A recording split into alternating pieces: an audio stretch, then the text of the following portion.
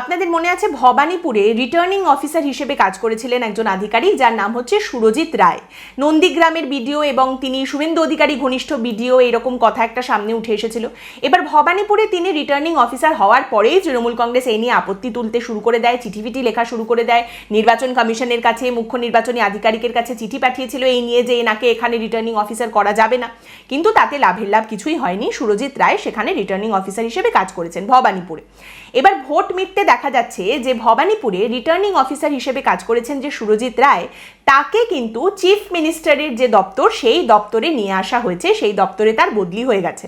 দেখুন, এটা খুবই বোকা বোকা একটা বিষয় হবে যদি বলা হয় যে এই দুজন মিলে ইলেকশনের খেলা পুরো ঘুরিয়ে দিয়েছেন এবং তারাই কিন্তু সবটা স্যাবোটাজ করে দিয়েছেন এবং তারাই বিজেপিকে জিতিয়ে দিয়েছেন। এটা খুব বোকা বোকা কথা হবে। মানে যেখানে মানুষ এইভাবে বিপুল জনাদেশ দেন, সেখানে দুজন তিনজন কি এমন করে নেবেন এবং তারা না থাকলে কি এমন স্রোতের বিপরীত দিকে সবকিছু ঘুরে যেত।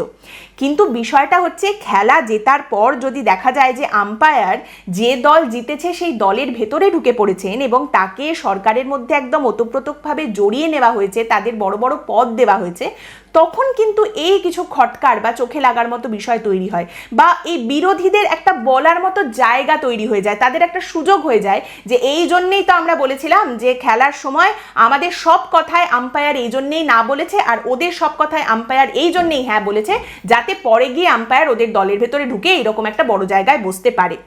এবার এই মুহূর্তে রাজ্য বিজেপি আর কেন্দ্রীয় বিজেপির তরফ থেকে তাদের যুক্তি সামনে রাখা হচ্ছে। এক, তারা যে কথাটা বলছেন এসবের সঙ্গে নির্বাচনের কাজের কোনো সম্পর্ক নেই, এটা নিতান্তই একটা কাকতালীয় ব্যাপার। দ্বিতীয় যে বিষয়টা তারা সামনে রাখছেন সেটা হচ্ছে এখানে আইনত কোনো গন্ডগোল আমরা করিনি, টেকনিক্যালি এখানে আইনত কোনো ভুল নেই, তাহলে তোমরা এই সমস্ত ভুল ভুল বলে চেঁচাচ্ছ কেন? আর বিশেষ করে তৃণমূল কংগ্রেস যারা আমলাদের ব্যবহার করে এতদিন কিভাবে ছড়ি ঘড়িয়েছে সেটা সকলের সামনে রয়েছে, তারা এসব নিয়ে কথা বলে কি করে যেখানে আমরা আইনত কোনো ভুলই করিনি। আর তৃতীয়, বিজেপির সমর্থকদের মধ্যে থেকে একটা যুক্তি উঠে আসছে যে ওরা করেছে যখন, তখন আমরাও করেছি, বেশ করেছি। দেখুন, বিজেপির সরকারকে পশ্চিমবঙ্গের মানুষ এই যে এত বিপুল জনাদেশ দিয়ে ক্ষমতায় নিয়ে এসেছে, সেটা কিন্তু তৃণমূল কংগ্রেস যেগুলো করেছে যাতে সেগুলো বিজেপির সরকার না করে সেই কারণেই।